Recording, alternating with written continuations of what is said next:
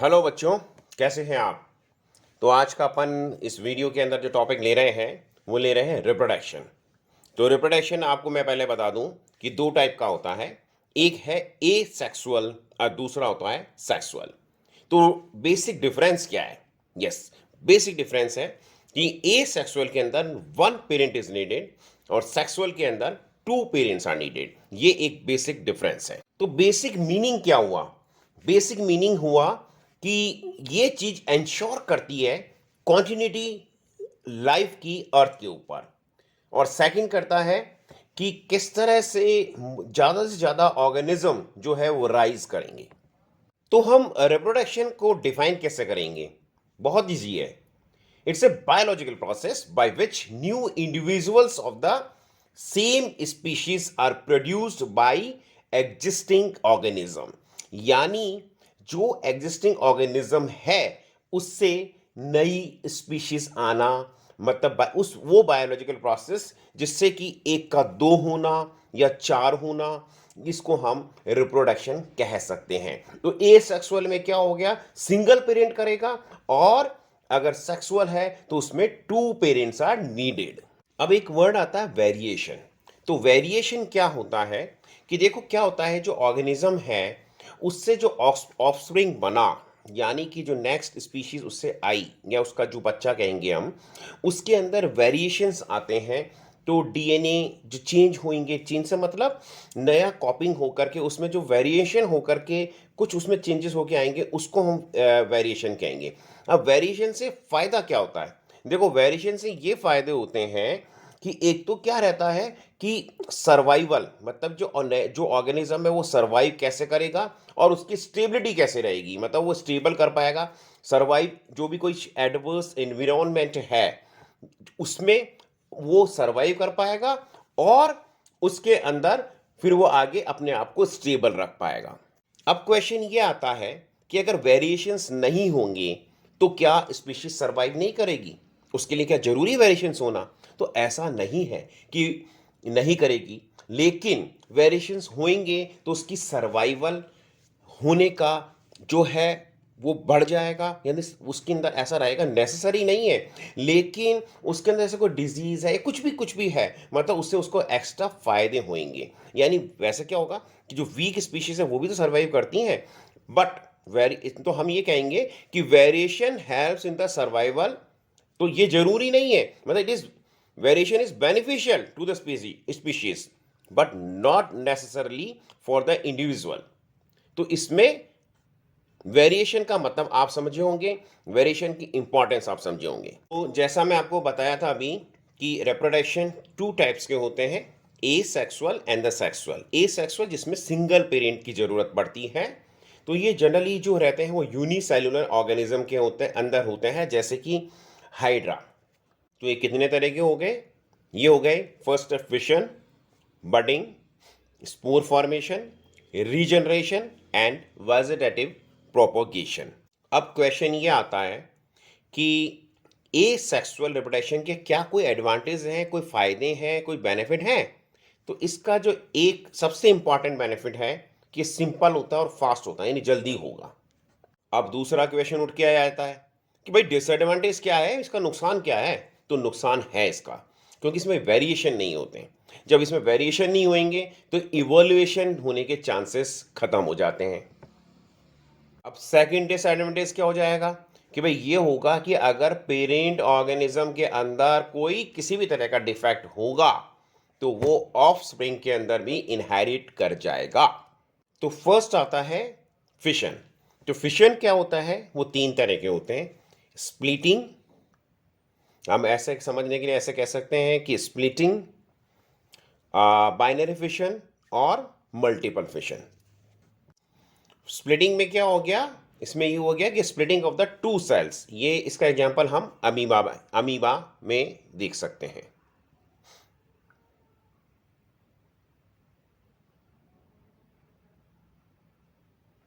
Binary fission का सबसे best example है लेशमानिया। और जब मल्टीपल डिवीजन हो जाए, यानी बहुत सारी सेल्स में डिवाइड हो जाए, तो उसको हम मल्टीपल फिशन कहेंगे। उसका एग्जांपल है प्लाज्मोडियम। अब नेक्स्ट आता है बडिंग। बडिंग में क्या होता है? जैसे जो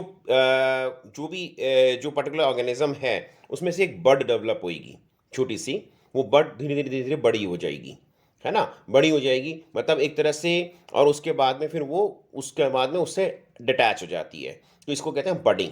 एक बात और ध्यान रखिएगा, बडिंग के अंदर जो ऑफस्प्रिंग आएगा वो हमेशा स्मॉल साइज का होगा, उसके जो पेरेंट्स से मतलब अपन देखेंगे ना कि वो पेरेंट जो ऑर्गेनिज्म का साइज बड़ा आ रहा है और बड का साइज छोटा निकलेगा।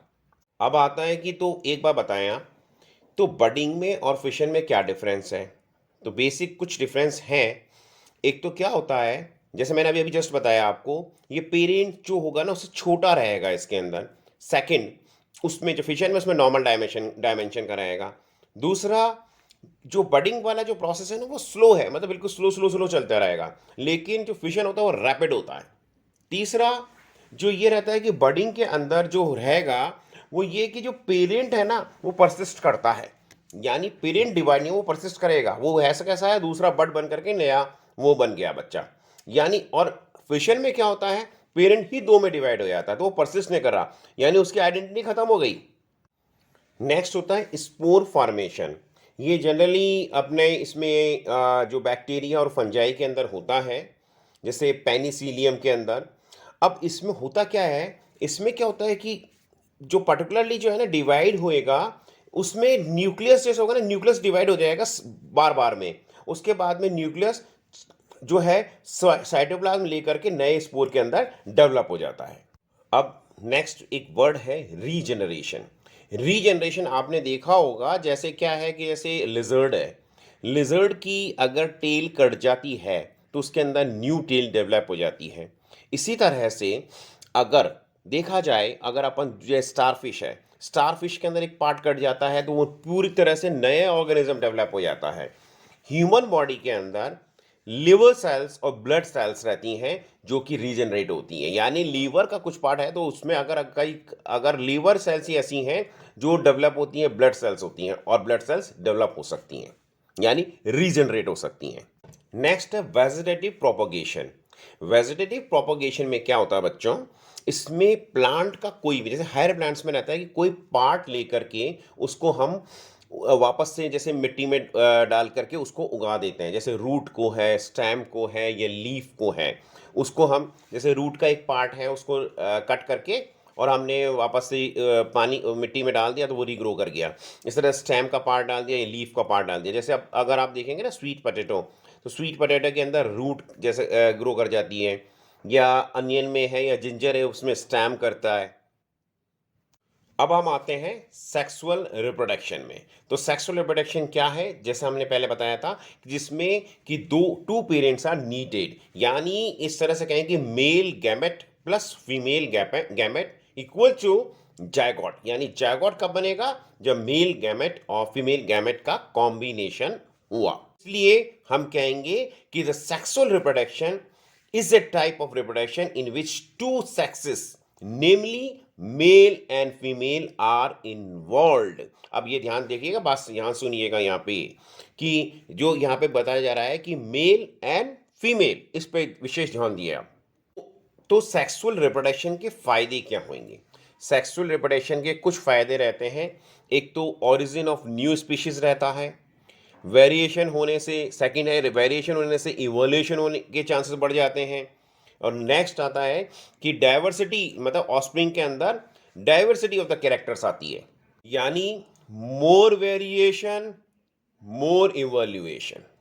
अगर हम बेसिकली समझना चाहें ना तो ऐसा रहता है कि यानी कि जीन्स जितने डिफरेंट रहेंगे ना तो ऑफस्प्रिंग उतना अच्छा होने की, यानी मैं एक एग्जांपल दूं आपको, कोई इंडियन है, वो किसी अमेरिकन से मैरिज करते हैं, तो जो उनके ऑफस्प्रिंग होंगे ना वो उनके अंदर वेरिएशंस ज़्यादा होंगे, तो उसके अंदर इवोल्यूशन होने की संभावना अच्छी रहेगी, ज़्यादा रहेगी। अब यहाँ हम जैसे फ्लावर के बारे में देखें तो जो फ्लावर्स होते हैं ना वो दो तरह के होते हैं, एक यूनिसेक्सुअल फ्लावर्स और एक होता है बाइसेक्सुअल फ्लावर्स। यूनिसेक्सुअल फ्लावर्स वो होते हैं जिसके अंदर स्टैमन्स और कार्पल्स जो है दोनों रहते हैं, सिंगल रहता है, या तो स्टैमन्स होंगे या कार्पल्स होंगे, और बायसेक्सुअल वो होते हैं जिनके अंदर स्टैमन्स और कार्पल्स दोनों रहते हैं। तो अब आपके दिमाग में एक क्वेश्चन आ रहा होगा बच्चों कि ये स्टैमन्स क्या है, कार्पल्स क्या है। तो मैं आपको बताता हूँ कि जो फ्लावर्स होता है ना, फ्लावर के अंदर उसके अंदर इस तरह जो अलग अलग पार्ट्स रहते हैं, जैसे सेपल है, पेटल्स है, स्टैमन है, कार्पल, ये हुए। तो सेपल क्या है? सेपल जो यूजुअली आप देखोगे, फ्लावर को देखोगे ना, तो नीचे की तरफ हल्के हल्के से ग्रीन ग्रीन सी लीफ जैसी चिपकी रहती है, that is called sepal. Petal जो कलरफुल पार्ट होता है, जैसे मैंने कहा ना, रोज फ्लावर है, रेड है, पिंक है, या दूसरे फ्लावर्स वाइट हैं, तो वो पेटल्स होते हैं। स्टेमन्स क्या है? जब male representative part of the flower, जो मेल रिप्रेजेंटेटिव पार्ट होता है ना, दैट इज स्टेमन उसमें। और उसी तरह से कार्पल क्या है? That is a female representative part of the flower, उसके अंदर। अच्छा, इसमें कार्पल में क्या होता है? स्वॉलन ओवरी होती है। तो ओवरी क्या करती है? मल्टीपल ओव्यूल्स रिलीज करती है, और ओव्यूल से फिर एग बनता है। इसी तरह से जो रिप्रोडक्टिव पार्ट होता है, जो स्टैमन के अंदर होता है ना, वो टॉप में होता है, उसको उसको जो कहते हैं एंथर। एंथर से नंबर ऑफ पॉलन ग्रेन्स निकलते हैं, और पॉलन एक एक पॉलन ग्रेन में 2 मेल गैमेट होते हैं। अब वर्ड आता है पॉलिनेशन। तो ये पॉलिनेशन क्या है? देखो, एक तो और बता दूं मैं, पॉलिनेशन दो तरह का होता है, एक सेल्फ पॉलिनेशन, एक होता है क्रॉस पॉलिनेशन। तो पॉलिनेशन होता क्या है? बेसिकली कहते हैं कि जो transfer of the pollen grains है, जो एंथर फ्लावर है उसमें से स्टिग्मा वे जाकर के जो transferring of the pollen grains, एक तरह से कहेंगे हम। सेल्फ पॉलिनेशन में क्या होगा? प्लांट सेम रहेगा, यानी सेम प्लांट है, उसी के अंदर सेम प्लांट से मतलब ऑर्गेनिज्म, तो जैसे आप स्पीशीज तो सेम है, यानी सिंगल प्लांट है, उसी के अंदर चाहे से दो फ्लावर्स के बीच में हो, या सिंगल फ्लावर मतलब उसी फ्लावर का उसी फ्लावर में हो, या उस अगर वो सेम प्लांट है तो उसी के अंदर एक फ्लावर का दूसरे फ्लावर में हो, तो यह है सेल्फ पॉलिनेशन। और अगर एक प्लांट से दूसरे प्लांट में जाता है, मतलब एक प्लांट का जो फ्लावर से दूसरे प्लांट के फ्लावर में जाता है, उसको हम क्रॉस पॉलिनेशन कहते हैं। अब हम कहेंगे कि फर्टिलाइजेशन कैसे कैसे हुआ, मैं किस तरह समझेंगे हम। तो उसमें क्या होगा? पॉलन ग्रेन, देखो समझो बच्चों ऐसे कि पॉलन ग्रेन्स गए, स्टिग्मा पे गए, स्टिग्मा में स्टाइल के थ्रू ओवरी में पहुंचे, ओवरी में एक छोटा सा एक होल टाइप होगा, या स्पेस कहेंगे उसको, हम कहते हैं माइक्रोपाइल। माइक्रोपाइल से उसकी एंट्री होती है तो उससे ओव्यूल के पास में, ओव्यूल के पास में वो एक डेवलप करता है पॉलन ट्यूब। तो पॉलन ट्यूब से वो मेल गैमेट चला जाएगा उसमें, और इस तरह से वो उसमें एंटर हो करके फिर एग जो है, फिर एग का फॉर्मेशन हो जाता है। तो हम फर्टिलाइजेशन को कैसे समझेंगे कि फर्टिलाइजेशन जायगोट, जायगोट से एम्ब्रियो, और एम्ब्रियो से सीड बन जाना। अब हम आ रहे हैं ह्यूमन रिप्रोडक्टिव सिस्टम पे। तो ह्यूमन रिप्रोडक्टिव सिस्टम के अंदर सबसे पहले बताएंगे कि जो स्टेज आती है that is called puberty stage, जिसको हम डिस्कस करने जा रहे हैं कि ह्यूमन बीइंग में होता क्या है बच्चों, कि मैच्योरिटी जो है, यानी जिस टाइम रिप्रोडक्टिव सिस्टम होते तो बाय बर्थ हैं, यानी हम जब पैदा होते हैं तब से ही हमारे रिप्रोडक्टिव सिस्टम हमारे अंदर होते हैं, लेकिन जब वो फंक्शनल हो रहे हैं, जब वो मैच्योर होना चालू कर रहे हैं, उसको हम प्यूबर्टी स्टेज कहते हैं। ये जनरली जो रहता है, यानी फीमेल में हम देखें यानी तो उसमें 10 से 12 साल के बीच के आसपास, और मेल में देखें जो 13 से 14 के पास में, ये बीच में। अब आता है कि बेसिकली ऐसे कौन से फीचर्स हैं जो कि ऑलमोस्ट दोनों के अंदर कॉमन हो सकते हैं at the age of the puberty. तो जो कुछ होते हैं, जैसे आर्मपिट में बाल का आना, हमारे जेनाइटल एरिया पे बाल का आना, यानी दोनों थाइस के बीच में, इसी तरह से लेग्स पे और हेयर पे थिन थिन हेयर आ जाना, हमारी स्किन ऑयली हो जाना, पिंपल्स डेवलप हो जाना, ये कुछ ऐसे कॉमन जो रहते हैं, ये बॉयज़ में और गर्ल्स में, यानी मेल और फीमेल दोनों में ऑलमोस्ट कॉमन रहते हैं।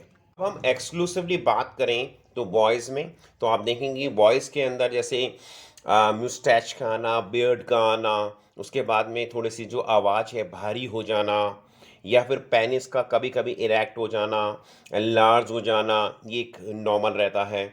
उसके बाद में अगर हम फीमेल की बात करें, यानी गर्ल्स की बात करें, तो ब्रेस्ट साइज बढ़ जाना, जो निपल्स जो हैं वहाँ पे जो डार्कनिंग है वो उसमें हल्का सा डार्क ज़्यादा हो जाना, जो जिस पार्ट को हम जैसे कहते हैं एरोला मेमोरी, उस जो पार्ट है उसमें हल्का सा डार्कनेस आ जाना या मेंस्ट्रुएशन चालू हो जाना, ये जो चीज़ रहता है ये रिप्रोडक्टिव सिस्टम का मतलब प्यूबर्टी स्टेज के साइन है। अब है कि मेल रिप्रोडक्टिव सिस्टम में क्या क्या चीज़ें रहती हैं, यानी तो उसमें रहता है, देखो सबसे मेन चीज़ क्या मैं बता रहा हूँ, टेस्टिस।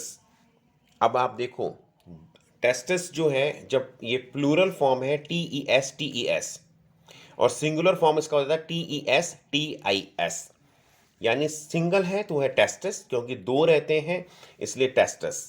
इसी तरह से तो इसमें जो कौन कौन से पार्ट्स आएंगे, testis, scrotum, vas deferens, urethra, penis, orifice, prepuce. जो स्क्रोटम है जिसमें दोनों जो टेस्टिस रहते हैं जो चीज़ रहती है उसको हम स्क्रोटम कहते हैं। इसमें जो टेम्परेचर आता है हमारी बॉडी से, जो हमारा बॉडी टेम्परेचर आता है उससे करीबन 1 to 3 डिग्री सेंटीग्रेड, थोड़ा सा 1 to 3 डिग्री सेंटीग्रेड नीचे रहेगा। इसका क्या काम है, इसका काम करना है कि ये ऑप्टिमल टेम्परेचर मेंटेन करता है। अब सेकंड आता है कि टेस्टिस में ये यानी स्क्रोटम के अंदर दो टेस्टिस होते हैं। तो टेस्टिस का क्या काम है, इसका काम है फॉर्मेशन ऑफ द स्पर्म्स, यानी स्पर्म्स का प्रोडक्शन। यानी एक बेसिकली हम समझ लें कि टेस्टिस क्या है, एक तरह से फैक्ट्री है, और स्क्रोटम क्या है, स्क्रोटम है जो फैक्ट्री को एक तरह से शेड, जो फैक्ट्री में शेड होता है ना, वो एक तरह से शेड समझ लें अपन। अब नेक्स्ट आता है वास्ट डिफरेंस। वास्ट डिफरेंस क्या होता है, दोनों टेस्टिस में से एक ट्यूब जैसा निकलेगा जो कि सेमाइनल वेसाइकल के अंदर स्पर्म्स को पहुंचाता है। अब आपके सामने क्वेश्चन आएगा सेमाइनल वेसाइकल क्या है, तो सेमाइनल वेसाइकल वो चीज़ है, एक तरह से समझ लो कि एक तरह से वेयर हाउस है, कि जहाँ स्पर्म जाके स्टोर हो रहे हैं, हम वहाँ मतलब स्पर्म जाके जिस जगह स्टोर हो जाएंगे और जहाँ नरिश होएंगे उस जगह को हम सेमाइनल वेसाइकल कहेंगे। नेक्स्ट आता है यूरेथ्रा। तो यूरेथ्रा क्या है, यूरेथ्रा एक कॉमन पैसेज होता है जो जिसमें से यूरिन भी पास होगा और स्पर्मेटिक फ्लूइड भी पास होगा। अब क्वेश्चन ये आता है कि कैसे दोनों पास होंगे। होता क्या है, जहाँ से ब्लैडर होता है ना, तो ब्लैडर के पास में से जो एक ट्यूब निकल के आती है यूरेटर जो, और दूसरा जो इधर से जो ये दूसरी जो वास्ट डिफरेंस वाली जा रही है वो वहाँ पे आकर के एक जगह जुड़ती है, तो वहाँ पे प्रोस्टेट ग्लैंड होती है। प्रोस्टेट ग्लैंड अभी क्या करती है मैं बताऊंगा आपको क्या होता है। यूरिन तो होता है एसिडिक, और जो जो स्पर्म्स जो स्पर्मेटिक फ्लूइड होता है वो होता है एल्केलाइन। तो वो जो है उसको जब एसिडिक को साफ करता है, एक तरह से जो उसमें सिक्रीशन निकलता है वो उसके अंदर, यानी स्पर्म्स की डेथ नहीं हो, स्पर्म सर्वाइव करें, तो उस प्रोस्टेट ग्लैंड का ये काम रहता है कि उस एरिया को वो साफ कर देता है, जबकि स्पर्म्स निकलने वाले हैं वहाँ से। यानी एक तरह से देखा जाए तो एक तरह से जो यूरिन को समय रोक देगा। एक आप बेसिकली ऐसा समझें कि जैसे हम रोड पे चल रहे हैं, कार चला रहे हैं, और जब हम जहाँ ट्रेन आने वाली है रेलवे फाटक पे पहुँचे, तो रेलवे फाटक पे पहुँचे तो ट्रेन को पहले पास होने दिया जा रहा है और कार को बाद में पास होने दिया। तो उसी तरह से समझ लें कि यूरिन को रोक दिया जाता है उस समय ताकि स्पर्म पास हो सके। नेक्स्ट है पेनिस। तो पेनिस क्या है, पेनिस बच्चों तो मस्कुलर ऑर्गन जिसमें से जो यूरेथ्रा को एंक्लोज करता है। तो ये जो पेनिस से ही यूरिन पास होगा, इसी से स्पर्म पास होंगे। अब इसमें जो एक छोटा सा होल टाइप कहेंगे या जो लास्ट पॉइंट होता है दैट इज कॉल्ड ऑरिफिस, और जो कवरिंग होगी दैट इज कॉल्ड प्रेपुस। अब मैं आपको एक्सप्लेन करूंगा फीमेल रिप्रोडक्टिव सिस्टम। तो फीमेल रिप्रोडक्टिव सिस्टम के अंदर देखिए 2 ओवरीज होंगी, 2 फैलोपियन ट्यूब्स और 2 ओविडक्ट होएगा, यूट्रस एक होगा और वेजाइना सिंगल। तो ओवरी क्या है, ओवरी वो प्लेस जहां पे कि ओवा बन रहा है, यानी कहने का मतलब सेम चीज जो फैक्ट्री, एक तरह से जैसे वहां पे स्पर्म फैक्ट्री थी तो इस तरह से ओवरी एक से फैक्ट्री। अब नेक्स्ट आता है फॉलिपिन ट्यूब क्या होती है। तो ओवरी से फॉलिप जो ट्यूब निकलती है जो यूट्रस तक पहुंचती है उसको हम फैलोपियन ट्यूब कहते हैं। Fallopian tube very important place है इसलिए क्योंकि फर्टिलाइजेशन यहीं पे होता है, यानी स्पर्म और ओवा यहीं पे बनेंगे, यहाँ ही बनेंगे नहीं सॉरी, यहीं पे मिलते हैं और यहीं पे जायगोट का फॉर्मेशन होता है, यानी फर्टिलाइजेशन अकर्स। तो कहते हैं जो होता है इसमें, तो इसमें 72 आवर्स के अंदर फर्टिलाइजेशन हो जाता है। अब नेक्स्ट आता है यूट्रस, वेरी इंपॉर्टेंट पार्ट। यहाँ पे ही इम्प्लांटेशन होता है। देखिए जायगोट का फॉर्मेशन होने के बाद यानी फर्टिलाइजेशन हुआ कहाँ पे, फैलोपियन ट्यूब के अंदर, वहाँ से आकर के इम्प्लांटेशन कहाँ होता है, यूट्रस के अंदर, यानी यूट्रस के अंदर ही जो है ग्रो करेगा। तो देखिए आप एक थोड़ा सा मैं बीच में एक बार आपको समझा देता हूँ। देखिए फर्स्ट प्रोसेस क्या है, दैट इज कॉपुलेशन। कॉपुलेशन से स्पर्म और ओवा मिले, ठीक है, मतलब स्पर्म और ओवा के कब मिले, मेनली फर्टिलाइजेशन के बाद। तो फर्स्ट प्रोसेस इज कॉपुलेशन। फिर उसके बाद स्पर्म और ओवा का कॉम्बिनेशन हुआ, यानी मिलना हुआ, उस तो वो फर्टिलाइजेशन हुआ। फर्टिलाइजेशन होने से जायगोट बना, जायगोट के बाद में एम्ब्रियो बनेगा, एम्ब्रियो के बाद में फीटस बनेगा और फीटस के बाद इन्फेंट। नेक्स्ट है वेजाइना। तो वेजाइना जो है वो स्ट्रक्चर है, वो पार्ट है जहाँ की जो रिसीव करेगा स्पर्म को और यहीं से ही जो वेल डेवलप्ड जो फीटस होता है वो बॉर्न होगा, यानी उसका बर्थ होगा। अब आता है मेंस्ट्रुअल साइकिल। तो मेंस्ट्रुअल साइकिल क्या होता है, देखिए तीन चार चीज़ें आप समझें। मेंस्ट्रुअल साइकिल यानी मेंस्ट्रुएशन, इसमें क्या मेंस्ट्रुअल साइकिल हर 28 से 30 डेज में होगा, पहली बात। सेकंड बात, इसके अंदर क्या होता है मेनली समझने की कोशिश करें आप, क्या होता है, ओवा यानी ओवरी से ओवा डेवलप हो रहे हैं, वो ओवरी से डेवलप, अगर उनका फर्टिलाइजेशन हो जाता है तो इट्स अ डिफरेंट थिंग। होता क्या है, एवरी मंथ जो हमारा यूट्रस होता है ना, यूट्रस के अंदर जो वॉल है वो थिकन हो जाती है, ताकि वो अगर फीटस जब जो भी जायगोट फॉर्मेशन होकर के उसके बाद में इम्प्लांटेशन होता है वहाँ पे, तो इम्प्लांटेशन होने वक्त जो वो थिक हो जाती है, ताकि वो बच्चे जो भी अंदर जो फीटस है जायगोट है उसको सुरक्षा प्रदान कर सके। इसलिए अब क्या होता है, मान लो जैसे फर्टिलाइजेशन नहीं हुआ, जब फर्टिलाइजेशन नहीं